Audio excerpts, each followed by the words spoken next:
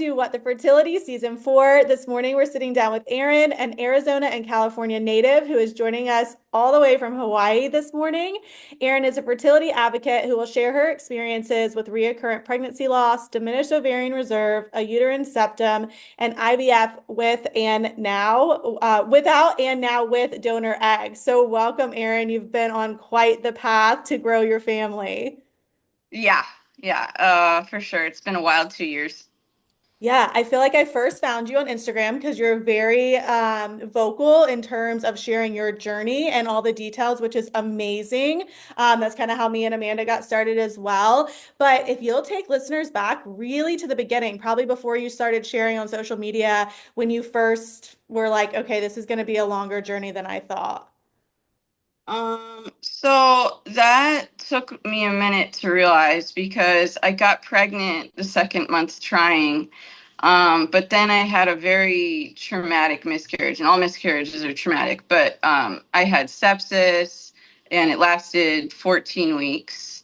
So I think pretty much, I mean, but I had already known that my journey was going to be tough because I had been like about this was actually almost 10 years ago now. I was in an abusive relationship, so that stress was what was giving me like a really irregular period.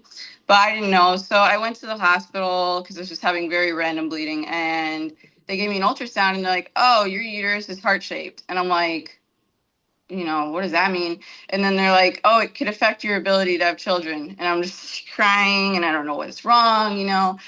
And like even that in that abusive relationship, like he like brought it up to me, so it like was ingrained in me that I was going to like have a hard time having children, in a very traumatic way, really. And I was really just like feeling like I'll probably never be able to. Like I didn't really educate myself too much about it until I started trying to conceive because I was just like, I'm deformed and things are going to be terrible. And so I was kind of expecting things to not go well. So actually, when I got pregnant the second month trying, I was like, what? Like, I guess it really doesn't affect my ability to get pregnant because that's what they had said. And like, I had tried to go to my OB because I was like, I should be with a doctor with having a septum trying to conceive for the first time. And they were basically like, you ought to have a miscarriage first before we're going to help you. And I remember he had his hands clasped together in front of him. And he was just like, I don't know what to tell you. I don't know what to tell you. You're going to have to basically go through this to really see if you have a problem before we're going to give a crap, basically. And like, I wanted to see my RE who had measured it, and they had referred me to him, and the whole time he had acted like this was just such a waste of his time, and he mismeasured it, which I didn't know until later, but he measured it as much smaller, so like they were all just basically like, you don't really have a problem, we're not really going to help you. And it's like this whole time I'm like, I know I have a major problem, and then like I have this miscarriage and it's terrible, and I'm just like, oh my God, like, everything is blown up that I thought was going to blow up. So I don't know if I ever really had that sort of naivety about it where I was like, oh, this is going to be great. I don't think I ever did. And it's like, is that better or worse? It's like, is it better? Yeah. It just Yeah. sounds, I and I don't think think I ever had that. yeah, I was gonna say, I think just from what I know about your story and you and your husband, you guys are with the military. So was all of this care with like TRICARE or the military, or was it before that? That was always TRICARE. So the thing with TRICARE is that they're great unless you need IUI or IVF. Like if you just need to do timed sex cycles, they're great. And so that's like the path I went down. Well, not immediately after that. Like that already really made me go through like so much. Like first he wouldn't even see me until I had a miscarriage. Then I had another miscarriage, and then like after that, he finally did a letrozole cycle with me, and that still ended in loss. And then I came here, but yeah, that wasn't a good time. So your first miscarriage was extremely long and drawn out, and you had complications. Were hmm all three? So because I know you just mentioned you had three back to back. What was the time frame of those? Or like, I guess when was the first? Like, what year did you first get pregnant? So the only ones that I've had like back to back, literally, was I had two chemical pregnancies back to back, and I've had other chemical pregnancies, but with just so much like recurrent loss with clinical pregnancies, it gets a lot to kind of like keep track of. And a lot of the time with those kind of pregnancies that just last a few days, they kind of, dim off into my periphery, especially because of like, I've gotten pregnant with a clinical pregnancy, like right afterwards. Actually, every time I've had a chemical pregnancy. So that's why it's kind of just sort of faded off. And I've, been focused on the pregnancies I've had. But I started in May 2023. I didn't get pregnant that first month, and I was like, thinking like, oh, is this going to be the start of something really hard because of my septum? And I did get pregnant, and then like I had that 14-week long miscarriage, and then in December and January is when I had those chemical pregnancies. And like the first one I know was because of norovirus. I had oysters, and there was like this major outbreak and I don't actually know that it was from norovirus, but I was hospitalized for norovirus, and I think that it's a probably a big factor in why I had a chemical pregnancy, and that was my only confirmed chemical pregnancy. And so then I'm with this RE, and this RE has told me basically that he's going to do fucking nothing for me, and the most I can get him to do is do another SIS after these chemical pregnancies, where he mismeasured my septum again, and he keeps saying that it's less than a centimeter. It was 3 centimeters, but he mismeasured it again, and then like finally he's like, okay, well, if you get pregnant again, I'll give you supplemental progesterone, but like that's it. I'm not doing any blood work for you. I'm basically not doing anything for you because your septum's not your problem, but I'm not going to give you any idea of what your real problem is so that you'll, be on a research rabbit hole. And so then I got pregnant with a double trisomy, and the only assistance I had in that was the supplemental progesterone. And he showed up for about a week, and then he vanished at 7.5 weeks, but there was never a heartbeat. There was a yolk sac. A lot of people get confused, but like yolk sac means that there definitely was an embryo, and I saw the embryo was like a grain of rice, and then just vanished or reabsorbed in my body. But that was kind of like back to back to back, and then after miscarriage, it takes me a little time. That one was another longer one. I've had like much shorter miscarriages since starting acupuncture here in Hawaii, but that one was 12 weeks. And then we were gonna do my septum surgery finally. Finally, this doctor who had like basically been fighting to do it is like, fine, like like you've had enough miscarriages now, like I'll consider it, but I don't think it's your problem. Basically, like it's so small because he kept mismeasuring it, and then so he doesn't want to do this, and we're waiting for my HCG to go down for my miscarriage, and it's taking forever. And then I get the pathology back, and it says I have a double trisomy. And so I was like thinking, maybe he's right. Maybe it's not my septum. Maybe my septum is actually small. And so like, I was like, okay, I'm going to cancel the surgery. And it's also like, I've got 10 days left in San Diego, and my HCG is, I think it was 9. So it was still too high to do surgery. And it was like I had 9 days left in San Diego. It was just like, I cannot do this. So instead that day that I was like having this discussion with him, they looked at my ultrasound, and it was day 9, but my lining and the eggs looked like day 4. So they're like, oh, and I was begging to do a letrozole cycle, so they let me do a letrozole cycle. And then I did that. They gave me the trigger shot, so there was a little bit more support there, and they gave me one last monitoring appointment there, and there was 3 big eggs. And then we did time stacks, because that's the only way you can do it with the military, really. Like, they don't pay for IUI, and if you get pathology done and you had IUI or IVF, they won't cover it.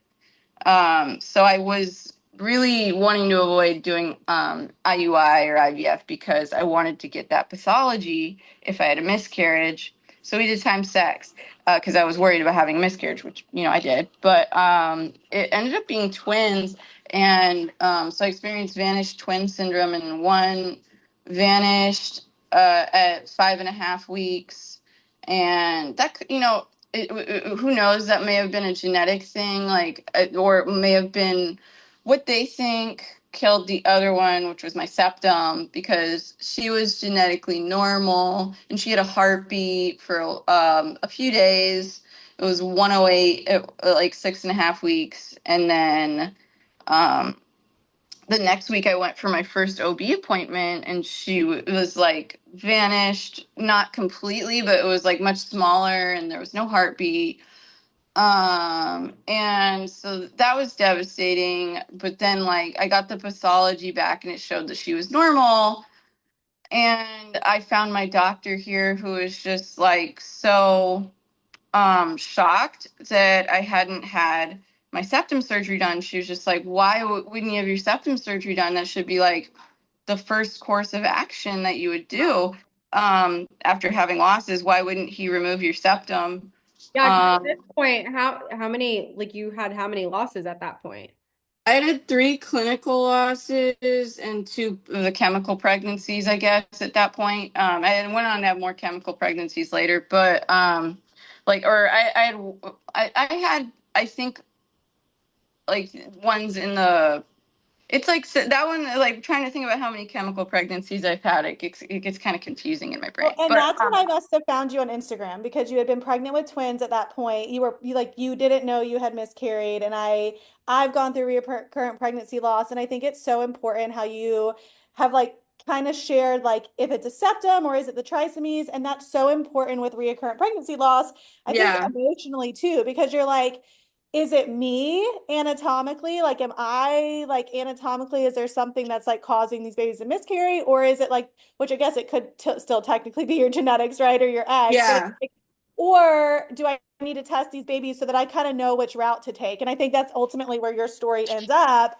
But I guess if for like listeners, if you could just share, like, I don't know if you know this, but what a uterine a septum would do to cause a miscarriage. Because I kind of went through that too. Like, it's just the shape of you the had a uterus. septum. Yeah. Oh, oh, I didn't realize you had a septum. Yeah, but so mine was opposite of yours. They actually measured it bigger and Oh, they did a hysteroscopy to remove it. They were just gonna like snip it because mine was it was called like an arcuate. I don't know if they use that word. I don't think yeah, yeah. I'm still arcuate because arcuate just means that you have like an abnormal shape, but it's not like like a so dip. extreme. Yeah, and I Yeah, it's still do like because I'm bicornuate, so it's like indented from the yeah. outside, but you can't fix that. Right, right. So mine was arcuate on the ultrasound, and then they went in, and he's like, it's like not even a centimeter. So like I kind of Oh, I feel your pain because like you think that's the problem. You think that there's a fix to the problem. You can get it resected and you can have the surgery, and then all of a sudden you'll be able to carry pregnancies. But did that decision like when you because I think you had this the surgery, right? To remove it? yeah, so that was sorry, I got like kind of lost in the chemical pregnancy thought, but that was after three clinical pregnancy losses, one at 7.5 weeks, one at another at 7.5. Actually, they were all at 7.5 weeks. Um, and then the last one that I just had in February was 8 weeks. So it's weird because they've all been different causes. Like, in the way that the septum is thought to have caused my third one, I think you just asked. It is also thought to have caused my first one because the thing that sucks about your first miscarriage is that they'd never do pathology for that. Right. But so when you have pathology done, when you have a septum, you're doing it because you want to see if they were genetically normal. It's like, okay, it was a septum. That's how that thought process goes. And Yes. actually, I mean, thinking about it, it's kind of like a weird thought process because it's like, people with septums, it's not mutually exclusive. You can have a lot of other things going on, but that's still how it goes. It's if it was normal, it was like that, it was the septum. The issue, yeah. It's a blood flow issue. Mine had no blood flow. Like, actually, like when she removed it, she was like, it didn't bleed until they were done. Oh, okay, wait, let's break that down for listeners because that's really like that's spot on. So like it's just and it's kind of is that kind of like endometriosis? Like there's spots on your uterus that don't have blood flow. So for like a Oh, septum I didn't know that about endometriosis, but yeah, it can be well, like because it's scar tissue. So if the embryo just oh, happens to implant on that scar tissue, they have less than ideal blood flow to yeah. the embryo. But same with the septum, and I guess I didn't really think about that. It's like if you on the off chance that your embryo attaches right there, then Yeah, okay, So, that's what's interesting is actually the thought with mine specifically with the timing is not that they implanted on the septum, but that the placenta was trying to implant there. oh, wow. That's a really good point too. Yeah, it's just because it's like the timing, because it was like everything's going great. They have a heartbeat, and then like the point where the placenta would start to form, and it just dropped off. Yeah. Yeah.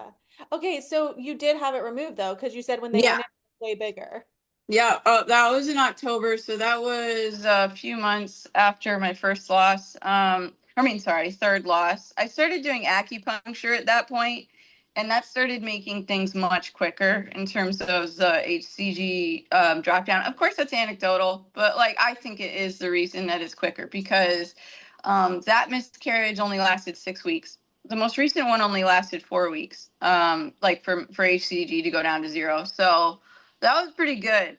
And for me to get my first period. So that was pretty good. But so that happened, and then I was just doing surgery prep for a little bit, like taking birth control and whatnot. And then surgery was October 29th. And yeah, she removed all of it. It was almost 3 centimeters. It was almost half my uterus because my uterus is 7.5 centimeters long.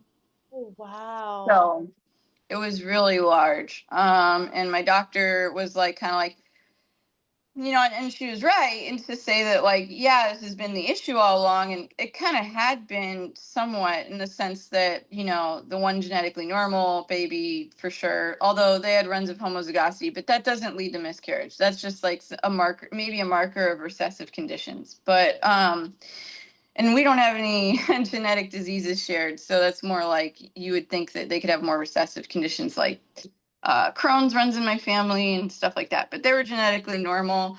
Um, and so the thought was that it definitely killed them, and that it definitely killed my first baby. Although again, you can't really know that because there's no pathology. But 2 out of 4 of my miscarriages were trisomies, so that's kind of interesting.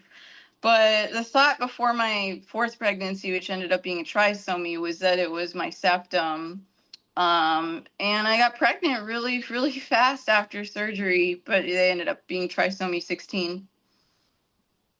And so, yeah, and so I think for you, well, a couple things. Number one, I think once I had my little like septum cut, which it was nowhere close to yours. Again, it was like Feels less than. like shaving. It was a shame. Exactly, Yeah. exactly. But I think, as I did then end up getting pregnant, it was not immediate. Like I had a very similar situation with you. I had miscarriages after that. My initial thought was like, oh my gosh, this didn't do anything for me. But then when I did get pregnant and have like a viable pregnancy, I was just doing more research, and especially for you, that those can cause like second trimester losses. So I don't know if it's any consolation of like it still felt good to have it taken Yeah. care of, Oh, for even though, sure. Yeah, yeah. like I feel like a much better home for the donor embryo. I feel so much pressure because it's weird. I feel more pressure because it's not my eggs, because it's just kind of like they're like very, finite and like I can't recreate that embryo. Me So and you it's can relate very to that. scary.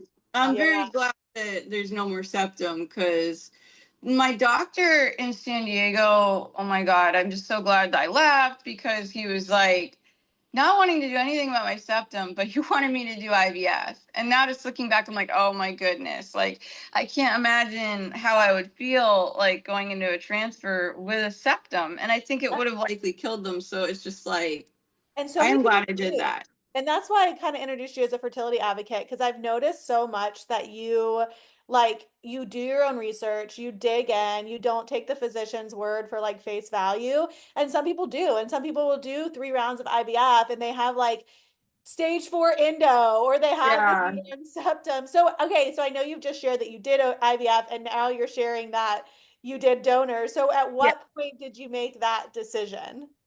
So, after I had the trisomy 16 loss after surgery, which I actually, so one of my chemical pregnancies was right after surgery. It was the month after surgery, and then the next month, and it was a letrozole cycle, and then the next month, my letrozole cycle worked, and I had the pregnancy with the trisomy 16 pregnancy. And pretty much in the office when she was showing me my embryo after they had died, I was like, I got to do IVF. Like, because she was saying that with their heartbeat had declined, so it had started off real strong. I think it was like 166, and then a few days later it was 129, and then it just kept going down. And then the next appointment it was 81, and she was like, okay, like this is gonna end. And it's a horrible feeling when it's just declining. Like I've only had that part of the experience once where the heartbeat was like declining and not just like you go there and it's over. And that was terrible. Like that was a whole nother kind of terrible. And so throughout that kind of time where I'm waiting for the heartbeat to end, I'm knowing I'm going to start IVF, like, and I'm just knowing that the whole time. She showed me that there was fluid behind the embryo's head that she said is very consistent with, and it looked like just like a little white line behind their head with like black, Yeah. like, and she said that was very consistent with genetic abnormality. And like throughout the pregnancy, I had been concerned because I've had a double trisomy, which is very rare. It's a 1 in 35,000 chance for you to have a double trisomy. And people get confused when I say that because it's a 1 in 165 chance at my age to have a single trisomy. Um, Can but you I break was that really down for worried. listeners? We've never Sure. talked about that on the show. So Sure. what is the difference Difference for between which a single and a double? okay, so there's monosomies and trisomies. Monosomies mean that chromosome is missing. Trisomies are where there is an extra chromosome. You're and so like all the stats that I just have readily in my head are for my age range of 31 to 34. I'm 33, but you have much lower chance of having a monosomy. So like a monosomy is like a 1 in 1200 chance for my same age, and I've had no monosomies, but they happen because someone has to be that 1 in 1200. That's the one thing about statistics is that you hear a stat like that and you're like, oh, that's never happens, but it's like no, someone is that 1 in After. 1200. Especially with reoccur when people have reoccurrent pregnancy loss, you're like, oh, I'm the 1%. Trust me, that'll happen to me. I know it will happen Yeah. to me. Yeah, so I kind of was afraid the whole pregnancy, the whole fourth pregnancy, because like I really, really, really did a lot of digging after my double trisomy, and what I noticed was that my betas plateaued, and that can happen in a normal pregnancy, but they plateaued and then they went up like over 11 times in just 3 days. And so it was kind of and I don't remember the exact numbers for that right now, but I just remember it went up dramatically after plateauing. And these are all signs. It's basically like erratic. It's just erratic. They call it erratic trophoblastic activity. That's what they really call it. But and so that was worrisome to me because on my trisomy 16 pregnancy I saw a plateau. I like was getting a little bit ahead of myself and like going every day because like I have the military hospital and the RE. And so there's like multiple places they can go for betas. And so I was, doing, I can't say more than I should because the thing is, when you're in that situation, you're just so anxious and having people tell you like you shouldn't be testing is so annoying. It's so annoying. But I definitely was like very on it and I saw it plateau. And so I was definitely really scared and just kind of just sort of mentally preparing that I would have to do a different path on my next pregnancy and feeling like this one was just kind of doomed. And I guess it was the worst feeling because, everybody was like, oh, yeah, there's going to be a miracle. And then it just went exactly as I was fearing that it would. I can't even explain how much of a crappy feeling that is when you're worried about something and then it happens. Because everybody tells you, like, especially when you're pregnant, because they're like, oh, it's not going to happen. And they also like do the guilt thing. They're like, oh, don't worry about that. That's not good for your baby to worry about that. You're going to like make this happen by worrying about it. And none of that's true. Like worrying doesn't make trisomies happen, but it's all terrible to go through. But yeah, pretty much like throughout the pregnancy and then in the doctor's office when she confirmed it, I was like, yeah, I got to do IVF. Yeah. Because I know that was a hard, again, I just was following you on Instagram, but I know that the IVF decision was hard for you because, like, it was obviously IVF is a hard decision for anyone because of the emotional, financial, all of those things. But especially, I think for women with recurrent pregnancy loss, they're like, I know I can get pregnant by myself, but like it's not working. And I think for me, that was a really hard decision because I'm like, I don't need IVF to get pregnant, but I need it to make sure that I'm getting the right, like the genetically normal embryos. Okay, so you started IVF really just a couple months ago, right? Yeah, it was the first cycle after my miscarriage, and that was like exactly what I wanted. Like, I didn't want to break. I definitely did not want to break. Like, that would have just made me kind of feel powerless, but um it was hard. It was still really hard to do that because I literally just like my HCG went down to 0, and then immediately I started stims. Wow. So that or I started birth control to like suppress for a week, and then I started stims. And that was intense, and it didn't go well. So, oh, sorry, Amanda, I thought you were No, gonna. you're fine. And then what were those results? How did your egg retrieval go? I know you said it was bad, but how do you So I remember? didn't even have the egg retrieval, but I just so I didn't really want to do it like the whole time because someone had brought up donor eggs to me in this time period where I was like to IVF or not to IVF, and I'm just like waiting for it and everything, waiting to recover from miscarriage. And as soon as someone brought up that idea to me, just after having 2 trisomies, like of course I've heard of donor eggs, but it's like someone brought it into my consciousness at the right moment. And I was just kind of like, oh my God, that's exactly what I want to do. Like that just feels so relieving because I was just losing it. Because it's just like I was doing everything you can to improve egg quality, all the supplements, everything that's recommended, and it starts with the egg. I was doing a red light therapy belt. I've been doing acupuncture, massage, and, CoQ10, you name it. I've been doing it. And to have 2 trisomies when you're doing everything, and like I don't drink or anything, and it's just like why, I don't smoke, like I don't have endometriosis, I like really I don't have PCOS. It's just like why is this happening to me? But my AMH is one. It's just one. It's 1.03, and so I mean that all makes sense. I'm 33 years old, so it's pretty premature for it to be that low, but that's why I think I was saying this on my story yesterday, but like it's better to make these kind of decisions based off of diagnosis. So to answer your question about how the egg retrieval went, so I did stims for 14 days and it wasn't going well. Like I just kind of knew that it wasn't for me the whole time, but my husband really wanted me to try it because, sweetly, he wanted to reproduce with me. And he was like, I really just want that peace of mind that we can't do that with you, basically. And he's a very optimistic person. Thank God I'm with him, because I'm just not very optimistic or not anxious. And he's great at both those things. But he was just like, let's just see. And I'm like getting like honestly a bit resentful throughout stems. I'm just like, you're making me do this and it's going terrible, and being unfair and being terrible because I was hormonal, but also I just really didn't want to do it. Like I was just like, just looking at statistics like throughout and like with my results throughout, and I'm like, oh, this isn't going well, like there was 6 eggs growing at 8 millimeters at one point. And then I went in the next appointment and I had 2 that were bigger, and then I had a 10 and an 11, or I had a 12 and I had a 12 and a 13 and a 10 and 11. And I think the way it is presented, that was misleading because I'm talking about like the last couple monitoring appointments. Like there was several monitoring appointments. At first, my count was 12, so I was a little bit more optimistic at the front end.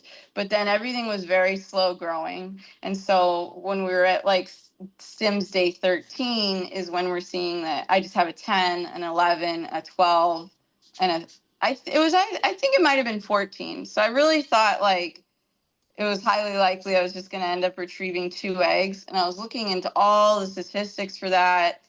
And I just was like, I do not want to go through this. Like, I had seen a lot of other people had failed cycles with many more eggs to retrieve. And so I was just like, when the thought was 12 eggs would be retrieved at the very beginning with my antral follicle count, it was like, okay, that's, not terrible. But then like when only some grew, it was like, okay, like this is just confirming what I kind of already knew, and like I think that I started stems like 4 days into the cycle. So I was already at like, cycle day 18, and there was all the follicles were that small, and I'd been on stems, and I'm just like, I'm gonna have to stem for more days, and maybe I'll get two or three eggs out. We don't even know if they're eggs, they're just follicles, like, and just the attrition numbers started just going through my mind, and then I'm like putting everything in ChatGPT, and it's coming out like that I have an 87% chance of 0 normal embryos. I'm just like, this is so not a good thing for me to try. And like, I don't judge anybody who just keeps going after it with egg retrievals, but that's definitely what my doctor wanted me to do. Like, and so when I told her I was going to cancel, she was just basically like, well, this isn't what I would do if I was in your shoes. And she was saying that like, she just wanted, and I kind of got the impression that she felt like she wanted that challenge of getting that one good egg, but I was like not up for it, and she really wanted that challenge.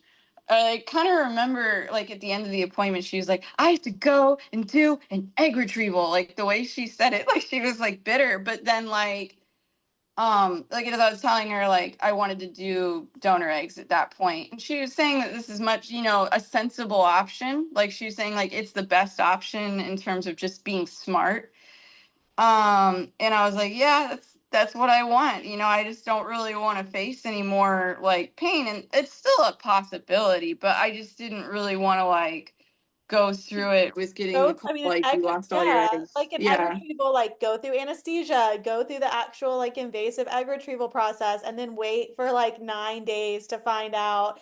What I think a lot of people are terrified about with IVF is like not getting any embryos. Like yeah, that's really scary. And yeah, I mean, you're right with attrition because it's follicles, then it's eggs, then it's the fertilization, and then you go yeah, more. So I mean, that makes sense. And I think, like you said at the beginning, like you already kind of had in your head, like, I really want to do donor. I want to take this pressure off myself. yeah.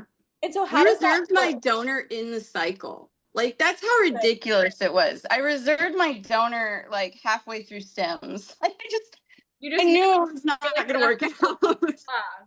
Well, I feel like I that's just 100% you, your gut just like knew that was what it was supposed to happen. Yeah, and I knew I loved my donor, and I didn't want to lose her. And like I had gotten an email about a different person, and then like I just clicked like saying like there's a new donor in the pool, and then I clicked on it and it was already gone, and I was like, I don't want this to happen with the donor I really like. Like she was really young, and she'd had a live birth, and just the way she talked about her daughter, like I really connected with that. And so I would really, really, really wanted her. And I'm really glad I picked her because we have 2 normal embryos, and it was a good choice. So Yeah, I just saw that. You just found out, right? yeah, I did just like a couple days ago, and now I'm waiting for my period to start the transfer cycle. So everything's kind of moving really quickly now. It wasn't like, I mean, it was a pretty normal process in terms of how long it took for the donor eggs with all that. I think it felt like it was ridiculous. Like I was just like every day, but like it really wasn't that bad. Like it was about a month and a half, which is pretty That's actually not bad at all. No, yeah, that's like if Yeah, you that's not bad at all. But during it, I was like, ah. But then, yeah. like, I've talked to other people who've done the donor egg process, and they're like, we started this process in December, and it's June now. And I'm like, oh my God. Like, they're like, yeah. we're right about to transfer too. And it's like, I need to stop complaining. Yeah. That's awesome. That's so exciting though. So it's you said two, and then do you know the genders? Or are you sharing the I do. genders, or you I'm don't have not to share really, if you don't want yeah, to? they're girls. I mean, I'm sorry. The next one is a girl. And if that fails, the next one is a boy. I have two. So there's a girl and a boy. That's That's awesome. awesome. Yeah, I've just after my losses, I've had 3 girls and 1 boy loss, and I don't know. I just kind of I don't really have a lot of feelings about gender anymore. Like I Right. kind of did it more at first, everyone. I don't want to say everyone does it first, but because it's not true. But I definitely did more at first. Like feel like, oh, I really want a little girl. So I mean, it kind of is nice that that's what's happening. But I would be happy if we have a boy too. Like I really have grieved my boy pregnancy too. So it's not really, I just don't really care about gender. So I guess I just see that as part of their genetics. So like if I share that they're euploid, it's just another thing that's on there. Absolutely. Well, like that is such like I mean, really redemptive story for IVF, and I know you haven't gone through the transfer process yet, but it's like you Well, you ultimately went with your gut, and I'm so happy for you that you got like two genetically normal embryos and that you have this opportunity to transfer. Your story, I mean, you've been through so much and so many different things. Are there anything like using this platform? Is there anything that you'd want to share with women, maybe like either in the similar shoes to you or just even in the infertility community that are like trying to make decisions on how to move forward? make your decisions based on your own diagnoses and not statistics or what you're seeing on social media is working for other people. Like it's good to ask your doctor if you see some, like for instance, like I'm doing omnitrope in my transfer cycle, which is pretty out of the ordinary, and a lot of people are asking me about it and then asking their doctor about it, and that's fine. But it's like better to, how do I say it, ask your doctor about things rather than like just taking things off the internet, like, and also just trying to make decisions based off of general population statistics is just not really it. So like making decisions based off of things like your AMH, your antral follicle count, whether you have endometriosis or not. It would be great if everybody could go through STEMs and see how their body reacts to that, to have like a better idea of what their true potential is or whatever. I mean, I don't think there's a way I could have done that, but I don't know if like I would have really had the same kind of perspective if I hadn't had two trisomy losses. But I guess in the sense, those two trisomy losses are another form of diagnosis, and it's another thing that helped me make my decisions. Like, unfortunately, I think that a lot of the time it's just better to make decisions based off of experience and diagnosis, and it sucks because sometimes it takes a lot of pain to get there, but it is the better way to make decisions. And just to make sure that all the stuff that you're believing that you read is peer reviewed and true, and talk to your doctor about it. Don't just like take things you read and be like, okay, I'm going to do this and not tell my doctor about it. But then, of course, you need to have a doctor you trust, because if you don't have a doctor you trust, like you really aren't going to want to do that with coming to them about your decisions, and you're going to like second guess everything, and it's just not going to be a good time. So it as much, and sometimes like I was stuck with mine because of insurance, and sometimes that happens, you get stuck with someone because of insurance. But as much as you can to try to, if you have a antagonistic relationship with your doctor and they're just like not helping you, like it's time to move on. It's really time to move on. Try to fight to move on. And because fighting to advocate for yourself would be advice that I would give to someone, but it's like you shouldn't have to do that. You should have a doctor who you really trust a lot more. But at the same time, even with a doctor I trust, I have to do a lot of research because they just don't give me a ton of education, which I would say would be a knock on my doctor, to be honest. Like, and a lot of doctors, they just don't give a ton of education. So it's like definitely listen to your doctor, look into things, don't take anything at face value off of Instagram, especially.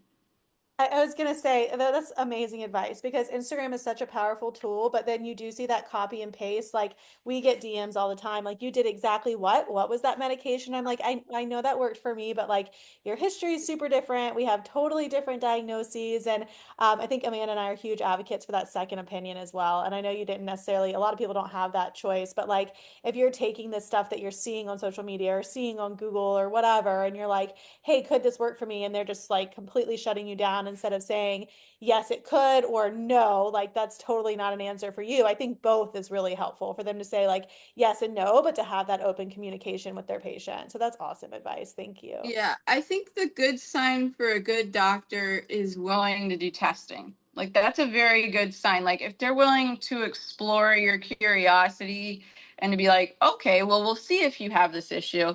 That's good. Like I really wanted a biopsy for endometriitis, and I had endometriitis. And my other doctor was like so not interested. And this doctor was like, yeah, why not? Let's do that when you have your septum surgery. And I had endometriitis, which I've since cleared. But like, it's just that's what I think the mark of a good doctor is that they're willing to do investigations and then to tell you what they think about it, but they're willing to listen to you and think that they respect you. Absolutely. Well, thank you so much for coming on and sharing your journey. And we wish you the best of luck with your transfer and your two Thank you. embryos that you have. And we're just rooting you on. And everyone can check out your Instagram. You share a lot of things on there. So if you don't mind sharing what your Instagram is, so people can be able to reach out to you there. It is Chasing Cats and Rainbows. And we'll add that in the show notes so you can find Erin. Thank you so much. Thank